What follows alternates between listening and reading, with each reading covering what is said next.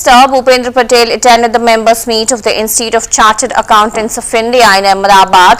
The event brought together professionals from the field of chartered accountancy to discuss various issues and development related to the profession.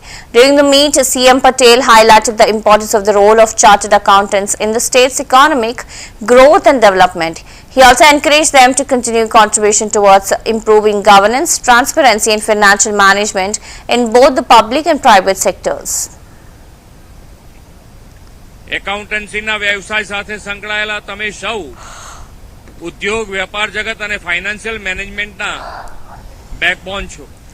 વડાપ્રધાન શ્રી મોદી સાહેબની visionary લીડરશીપના કારણે દેશમાં financial discipline આવી છે અને તેમાંય ગુજરાત તો પ્રુડન્ટ ફાઇનાન્શિયલ મેનેજમેન્ટમાં અગ્રેસર છે. વડાપ્રધાનશ્રીએ દેશમાં સેવા દાયિત્વ સંભાળ્યું ત્યારે જે જટિલ ટેક્સ માળખું હતું, જરીપુરાણા કાયદાઓ હતા, તેને બદલવાનું ભગીરથ કામ તેમણે પાર પાડ્યું છે. એક સમયે આવી જટિલ પ્રક્રિયા અને શિથિલતાને કારણે લોકો ટેક્સ ભરવા માટે નીરસ રહેતા અને ટેક્સ ન ભરવાના અન્ય વિકલ્પો શોધતા તે પણ હકીકત છે. મોદી સાહેબે એક દેશ એક કરના મંત્ર સાથે જીએસટી લાગુ કરીને વિશ્વનો સૌથી મોટો ટેક્સ રિફોર્મ કરવાની સફળતા દેશને અપાવી છે.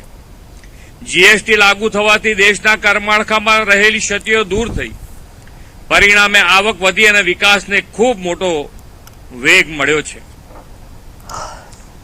માર્ચ 2025નું કુલ જીએસટી કલેક્શન 1,49,000 કરોડ થયું છે. તે ગયા વર્ષની